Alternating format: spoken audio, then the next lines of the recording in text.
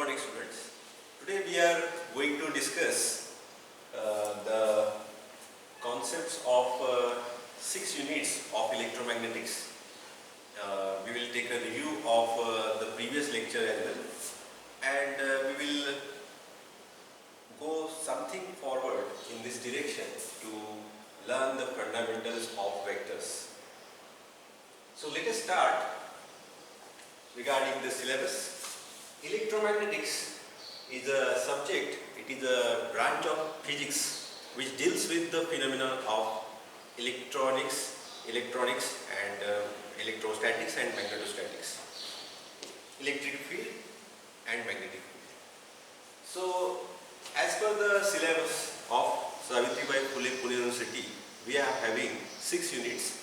The unit number 1 is electrostatics 1. Unit number 2 is electrostatics 2. Unit number 3 is devoted to magnetostatics. Unit number 4 is electrodynamic fields. Unit number 5 is transmission lines. Unit number 6 is uniform plane waves. As we discussed in the last lecture, electrostatics is nothing but the field created by a static electric charge. That means electric charge, for example, we are having electric charge of 1 coulomb there, and if it is fixed at one location, let us say the location is 2, 5 in the space, then if it is fixed at this particular location, then it will create some field around it. This field, let us say it can be represented by this sphere. Remember, sphere is a 3-dimensional entity, so sphere can be like this, and so the field created by this 1 coulomb, positive 1 coulomb static electric charge is nothing but electric field.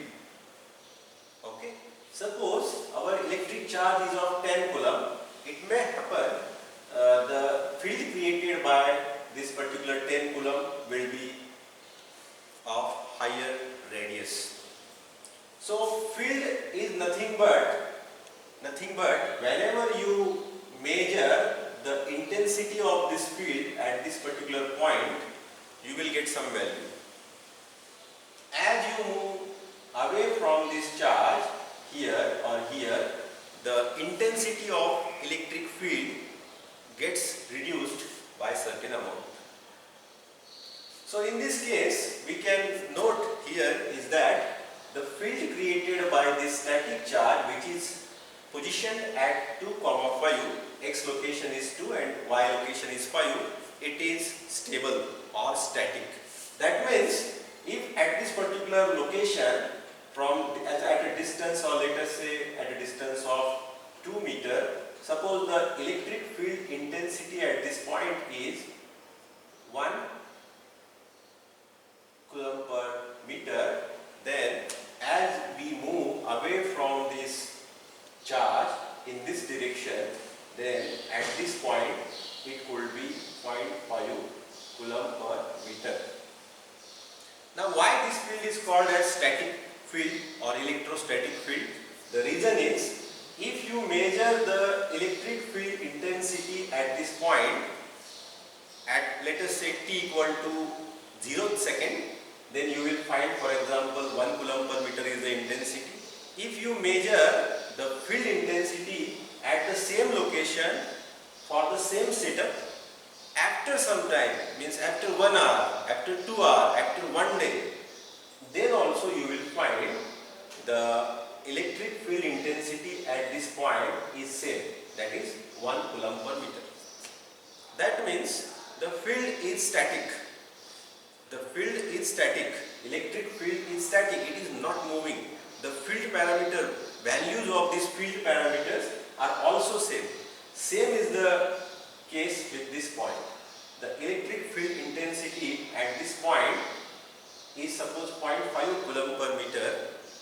Then after 1 hour, after 2 hours, after 10 hours, after 1 day, for the same setup, you will find again the same value of field intensity at this point.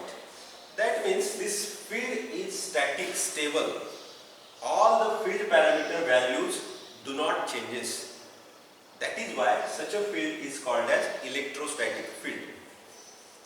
Now, as I written here, unit number 1 is electrostatics. Unit number 2 is also again based on the fundamentals of electrostatics. The only naming is given in this fashion, electrostatics 1, electrostatics 2. Now what exactly there in these two units, what exactly we want to study in these two units? As per the syllabus of our university, we will find in electrostatics 1, we are going to learn the concepts of Coulomb's law and Gauss law in detail. That means we will learn how these laws works, what are these fundamentals of these laws, and how we can apply the knowledge of these two laws to solve the electrostatics problems.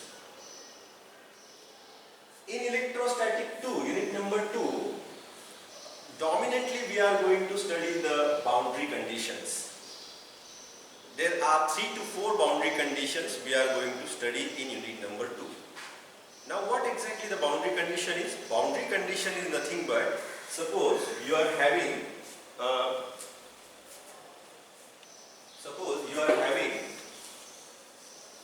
this boundary, and above this boundary if there is a free space, and below this boundary there is another medium, for example dielectric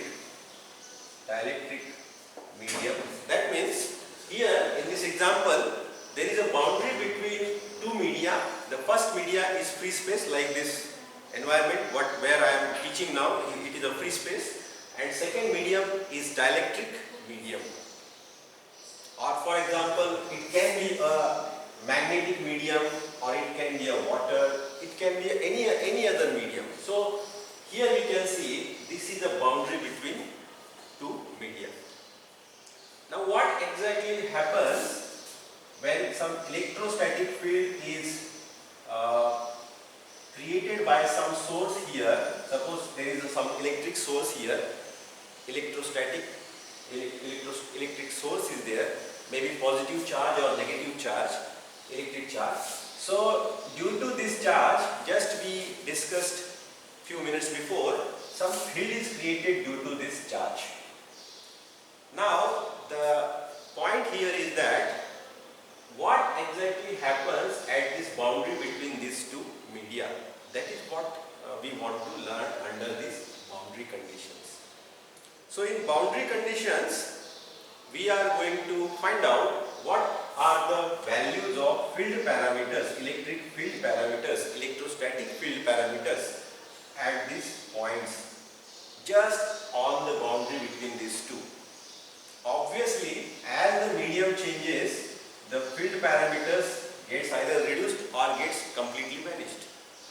But we are interested to find out what are the field parameter values at this particular point.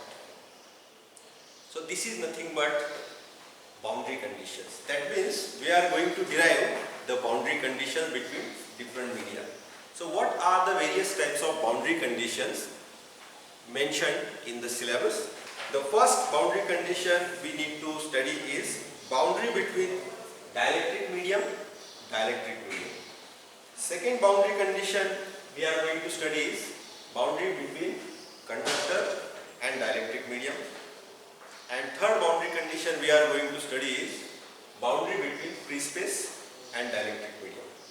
So this is regarding unit number 2. So again I take a recap. In unit number 1 we are going to study two fundamental laws, Coulomb's law and Gauss law. In unit number 2 we are going to study various types of boundary conditions, and obviously in these boundary conditions we are going to apply these two fundamental laws. So until and unless we don't understand these two laws, we cannot understand these boundary conditions. So these two units are interdependent, and obviously the names of these two units are also same. Only the first part of electrostatics, second part, this nomenclature is given for these two units. In unit number 3, the unit number 3 is devoted for completely different topic. First two units are devoted for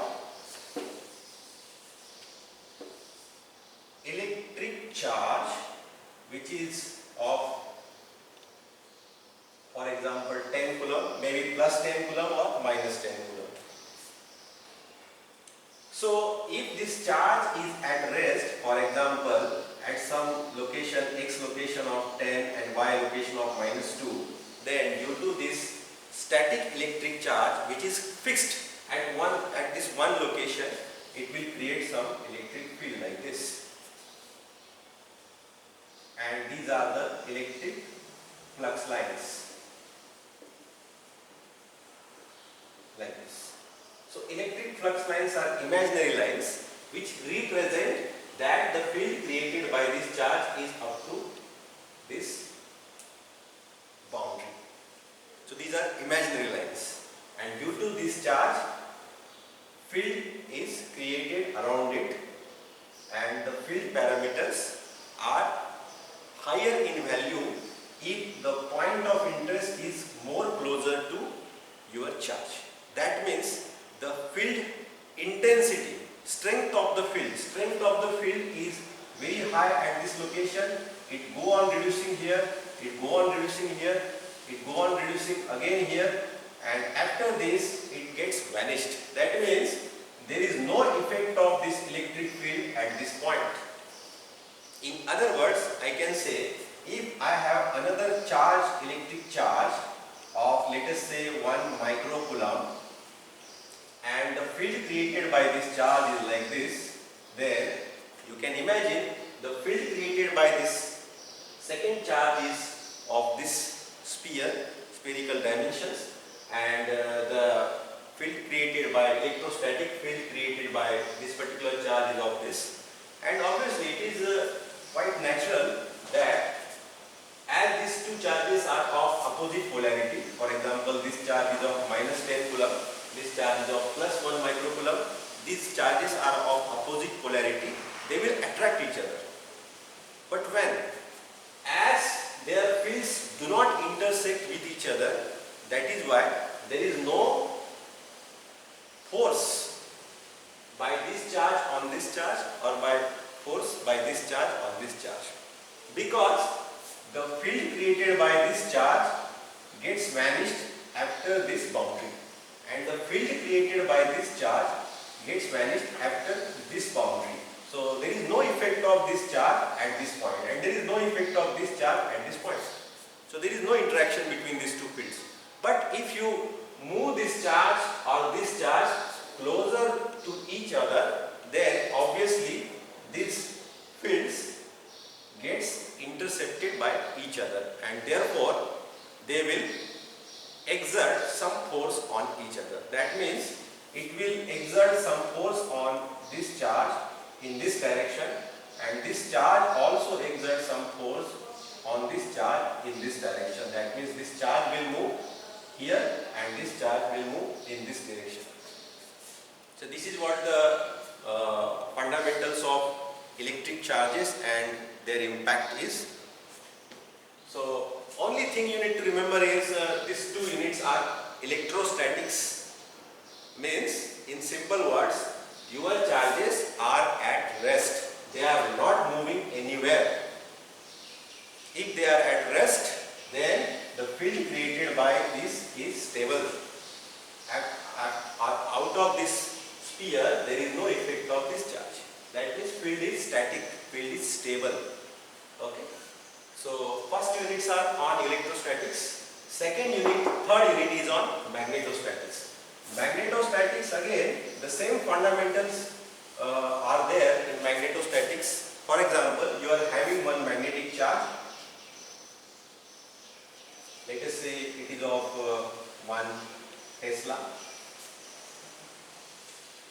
So if this magnetic charge is at rest, let us say at a location of 0, minus 10 in a space in 2 dimension, if it is located at 0, minus 10, then the field created by this magnetic charge, let us say the field created is like this, is called as magnetostatic field.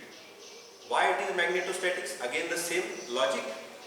As the charge is stable, stationary. Therefore, the field created by this charge is also stationary. This field is shown by some imaginary lines imaginary lines. These are imaginary lines. We cannot see these lines with our eyes, but these are assumed to be present to represent this particular field. This is called as, these lines are called as magnetic flux lines. So the field created by this magnetic charge is also stable. That means there is no effect of this charge out of this spherical boundary. Another important point here is that the field parameters, the intensity of this magnetic field is very high if the point is very close to this charge. If you move away from this charge in this direction, for example, then the intensity of this magnetic field reduces. It reduces as you move in this direction. Okay, and it completely gets vanished if you move out of this particular spherical boundaries. So unit number 3 is devoted for magnetostatic fields. That means fields created by static magnetic charge. Your magnetic charge can be north pole or south pole. Okay. And regarding electrostatics, your charge can be positive electric charge or negative electric charge. Positive electric charge can be created due to holes, and negative electric charge can be created due to electrons. In magnetostatics, we are going to learn two fundamental laws. The first law is Biot-Savart law and second law is Ampere-Circuital law. These are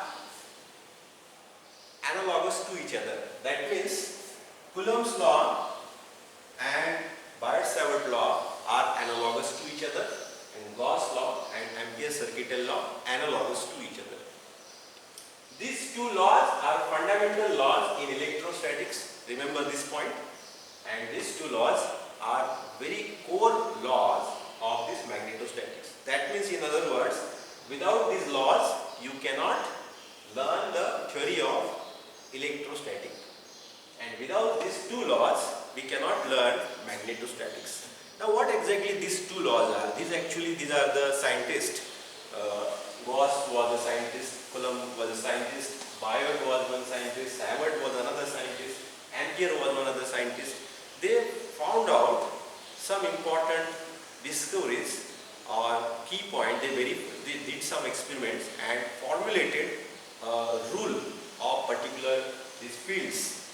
And in the honor of those scientists, those theories are called by their names.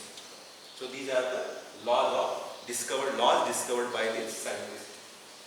In unit number 4, it is little bit different.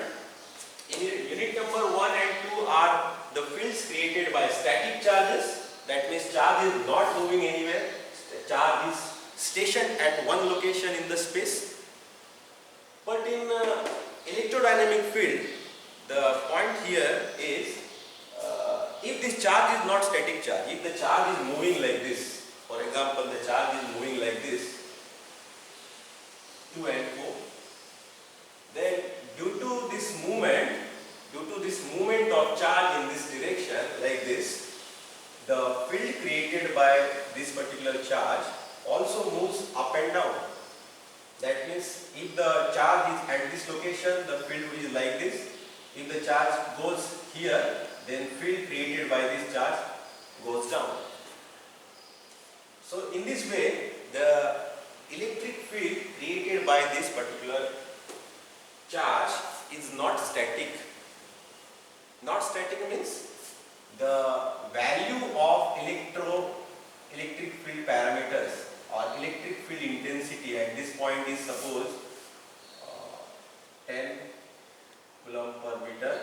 If the charge is at this position, let us consider at this point electric field intensity is 10 Coulomb per meter.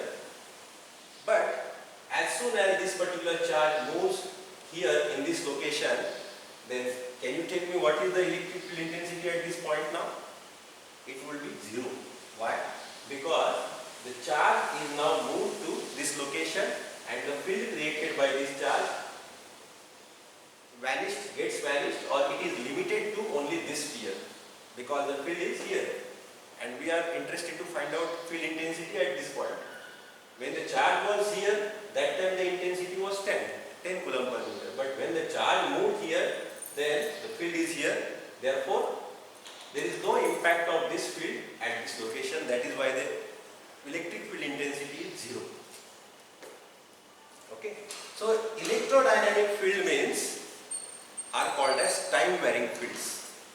These two fields are static fields, electrostatics, magnetostatics. Fields are stable, static, stationary. The field parameters are same at particular location. Okay, but here if the charge is moving, the field parameter, intensity of the electric field is sometimes 10, sometimes 8, sometimes 2, sometimes 0, likewise. That means the values of field parameters changes continuously at a location. If you are interested to find out the field parameters at this location, there also happens the same. That means if you are moving the charge like this, then the field parameter, electric field parameter at this point changes. It do not remain constant. Sometimes it is 10, sometimes it is 0, sometimes it is -2, sometimes it is, because the charge is not static. Such a field is called as time varying field. That means if the field parameters at particular locations are not constant, they are changing, then such a field is called as time varying field. In other words, time varying field is created by the moving charges. Due to the motion of electric charge, the time varying field gets created. It is also called as electrodynamic field. One important aspect in time varying field or electrodynamic field is, due to the motion of charge, automatically magnetic field also gets created. That means electric and magnetic fields goes in hand to hand. That means they are simultaneously exist. They simultaneously exist. Electric field as well as magnetic field in time varying field. Because due to the motion of electric charge, automatically magnetic field gets created. Okay. So this is regarding time varying fields or electrodynamic field. Now next question is, what exactly the difference between these static fields and time varying field? In case of static fields, only one field is present or available. For example, in case of electrostatics, only electric field is present. There is no scope or there is no chance for magnetic field. Okay? And in case of magnetostatic field, only magnetic field is present or available. There is no scope for electric field. But in case of time varying field, which is created due to motion of charges, in this case both electric field as well as magnetic field both simultaneously presents. Now next, unit number 5 is regarding transmission lines. Transmission line means just it is a wire which you find at your homes. There is a twisted pair wire, or there is a coaxial cable which connects the dish TV with dish antenna with the set-top box. That wire is also transmission line. Okay, so transmission, in this particular unit, we are going to focus predominantly on line parameters, the issues such as distortions, reflections in transmission lines during the propagation of signal. Distortion occurs, reflections also occurs. So how to overcome these particular issues, that fundamentals we are going to study in unit number 5. Again, another one mathematical chart, Smith chart, we are going to use in order to solve these problems theoretically. Okay. Then unit number 6 is uniform plane waves. In short, it is also called as UPW. In this particular unit, we are going to study EM wave equations, and we are moving further in this unit to study the oblique incidence of EM wave and the straight or direct incidence of plane waves. Okay.